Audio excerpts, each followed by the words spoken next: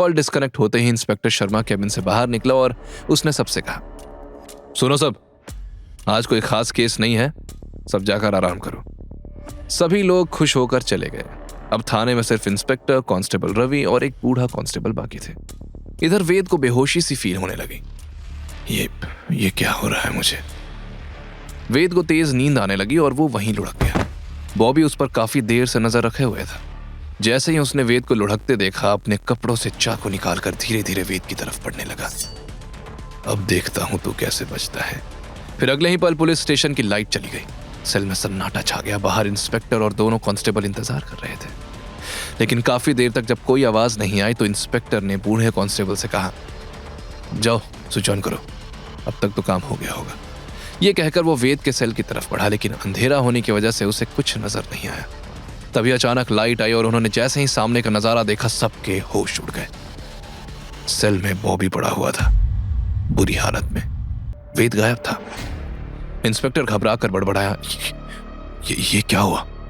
वेद कहाँ है? उसे तो ऑर्डर मिला था कि जब बॉबी वेद को मार दे तो बॉबी को जेल से भगा दिया जाए, लेकिन यहां तो उल्टा ही हो गया था। वेद तो बॉबी को घायल करके फरार हो गया था। रवि भी हक्का बक्का रह गया था, क्योंकि ये तो वेद का प्लान नहीं था। तभी बूढ़ा कांस्टेबल भागते हुए आया। साहब, कमिश्नर साहब आए हैं। कमिश्नर का नाम सुनते ही इंस्पेक्टर घबरा गया। क्या कमिश्नर साहब अभी? उसने दोनों कांस्टेबल को सख्ती से बोला, सुनो, यहां जो कुछ हुआ है वो बाहर नहीं जाना चाहिए, समझे? जी साहब, लेकिन वेद कहां गया? इंस्पेक्टर ने फ्रस्ट्रेट होकर कहा, पहले कमिश्नर साहब को संभालते हैं, बाकी बाद में देखेंगे। इंस्पेक्टर वहां से गया, लेकिन रवि काफी देर तक वहीं खड़ा रहा। जब वेद ने उसकी गर्दन पकड़ी थी तब उसके कान में कहा था, रवि, यही मौका है उस इंस्पेक्टर को सही औकात दिखाने का। अगर तुम मेरा काम कर दोगे तो तुम्हें प्रमोशन तो मिलेगा ही, लेकिन मैं तुम्हें 10 लाख भी दूंगा। कांस्टेबल रवि ने इनकार किया था, लेकिन वेद उसे फुसलाने लगा, तुम बस कमिश्नर तक ये बात पहुंचा दो कि तुम्हें इंस्पेक्टर पर शक है और मुझ पर डाउट है कि मैं भागने वाला हूं। कमिश्नर के यहां आने से पहले तुम मुझे पकड़ लेना और प्रमोशन ले लेना, नहीं तो पूरा इल्जाम इंस्पेक्टर पर डाल देना। दोनों ही सूरत में तुम्हारा कोई नुकसान नहीं है। इसलिए कांस्टेबल रवि ने बाहर चाय की टपरी पर जाकर चाय वाले के फोन से कमिश्नर को कॉल किया था, लेकिन अब तो सिचुएशन उसके हाथ से निकल गई थी। वेद ने बॉबी को बुरी तरह घायल कर दिया था और सच में फरार हो गया था। इधर कमिश्नर गुस्से में इंस्पेक्टर से पूछताछ कर रहा था, थाने में कोई क्यों नहीं है? कहां है सब? इंस्पेक्टर हड़बड़ा कर बोला, वो सर, मैंने सबको जाने को बोल दिया। अभी कोई केस नहीं था तो सोचा सब अपनी फैमिली के साथ थोड़ा टाइम स्पेंड करें। कमिश्नर भड़कते हुए चिल्लाया, सोचते बहुत हो, लेकिन ये सोचा है अचानक कोई बड़ा केस आया तो क्या होगा? इंस्पेक्टर सर झुकाए चुप रहा। तब कमिश्नर बोला, लाओ सेल्स की चाबियां दो, मुझे इंस्पेक्शन करना है। इंस्पेक्टर घबरा गया, सर इंस्पेक्शन, लेकिन क्यों? कमिश्नर ने जवाब में कहा, मुझे टिप मिली थी, अब जल्दी चाबी दो, ये तुम कुछ छुपा रहे हो। इंस्पेक्टर ने नाम से हिलाया और घबराते हुए कमिश्नर के हाथ में चाबी दे दी, लेकिन उसका माथा पसीने से भीग गया था। कमिश्नर एक एक करके सभी सेल्स चेक करने लगा और जैसे ही उसकी नजर बॉबी पर पड़ी, उसकी आंखें हैरानी से फटी रह गई। तभी इंस्पेक्टर ने एक्टिंग करते हुए चिल्लाया, सर, इसके सेल में दूसरा लड़का था, वो कहां गया? वो फरार हो गया, अलर्ट जारी करो जल्दी। लेकिन तभी वहां अंधेरे में से वेद बाहर आया तो सबके होश उड़ गए। वेद भागा नहीं था, बल्कि वहीं छिपा बैठा था। कमिश्नर वेद को देखते ही पहचान गया, वेद तुम यहां, ये तुमने किया? इंस्पेक्टर शर्मा और कांस्टेबल को समझ आ गया था कि कमिश्नर वेद को अच्छे से जानता है, तो उनकी तो जुबान बंद हो गई थी। वेद ने कमिश्नर को पूरा किस्सा सुनाया और सब सुनने के बाद कमिश्नर ने इंस्पेक्टर को घूरते हुए देखा, जो पहले ही घबरा कर कांप रहा था।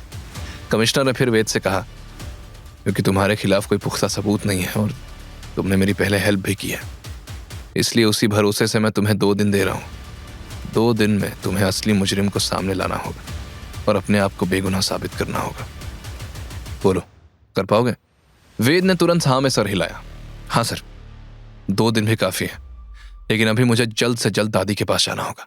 कमिश्नर ने उसे रिहा कर दिया और वेद तेजी से विला की तरफ निकल पड़ा। क्या वेद 2 दिन में खुद को बेगुनाह साबित कर पाएगा? कमिश्नर से 2 दिन का अल्टीमेटम मिलने के बाद वेद रायजादा विला के सामने पहुंचा। उसकी सांस फूली हुई थी और दादी के साथ कुछ अनहोनी होने के ख्याल से उसका दिल घबरा रहा था।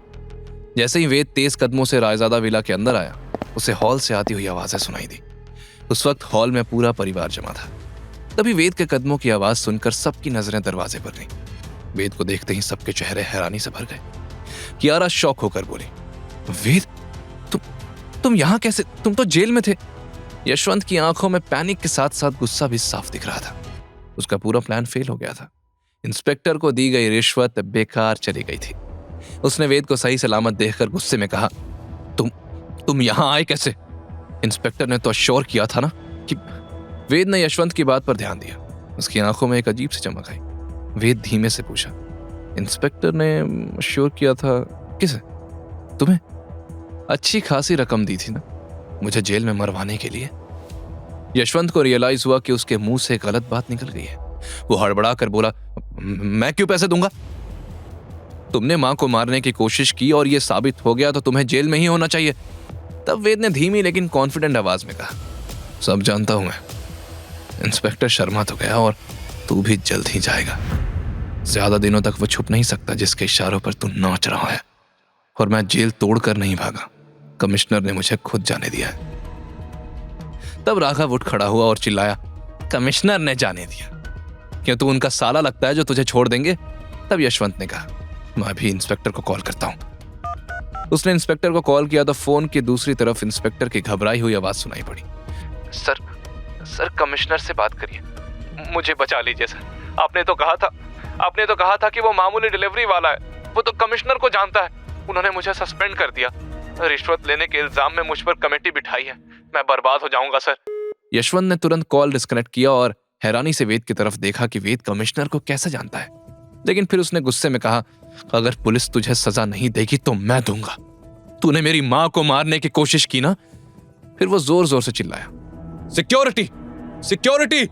तभी अचानक सावित्री के कमरे का दरवाजा खुला और तेजस गुस्से में बाहर आकर चिल्लाया, बस करो, सावित्री को आराम की जरूरत है और तुम लोगों ने मच्छी बाजार लगा रखा है। वेद ने जैसे ही तेजस को देखा तो शॉक्ड रह गया। वो कुछ कहना ही वाला था कि यशवंत तेजस की इंसल्ट करते हुए बोला, इस घर को धर्मशाला बना रखा है। पहले ये डिलीवरी वाला और अब ये भिखारी। पता नहीं माँ कैसी सठिया गई है कि ऐसे लोगों के साथ रिश्ता रखती है जिन पर हम थूके भी ना। यशवंत की वाइफ वाणी ने भी तीखी आवाज में कहा, अरे माँ की उम्र हो गई है, वो अच्छा बुरा नहीं समझती, लेकिन हम तो समझते हैं ना। निकलवाइए इन दोनों भिखारियों को घर से बाहर। वाणी की बात पर सबने हामी भरी और यशवंत ने गार्ड्स की तरफ देखा, लेकिन वो सब तेजस से डरे हुए थे। आखिर तेजस ने उनके साथियों की जबरदस्त पिटाई जो की थी। यशवंत चिल्लाया, देख क्या रहे हो, निकालो इस फटीचर को बाहर। वहीं वेद ने गुस्से में मुट्ठी बांध ली थी। चाहे तेजस ने उसे आश्रम से शहर भेज दिया था और उससे कई महीनों से बात नहीं की थी, लेकिन थे तो वो उसके गुरु ही। वेद तेजस को डिफेंड करने के लिए बस आगे बढ़ा ही था कि तभी सावित्री के कमरे से व्हील चेयर की आवाज आई और सावित्री व्हील चेयर में बाहर आई। उसे देखकर गार्ड्स अपनी जगह पर खड़े हो गए। वहीं फैमिली मेंबर्स बिल्कुल शॉक थे। राघव हैरानी से हड़बड़ाया, दादी ठीक हो गई? आगे की कहानी जानने के लिए देखें अगला एपिसोड सिर्फ पॉकेट एफएम के YouTube चैनल पर और के फॉर किंग के सारे एपिसोड्स को सुनने के लिए डिस्क्रिप्शन में दी लिंक से डाउनलोड करें पॉकेट एफएम ऐप।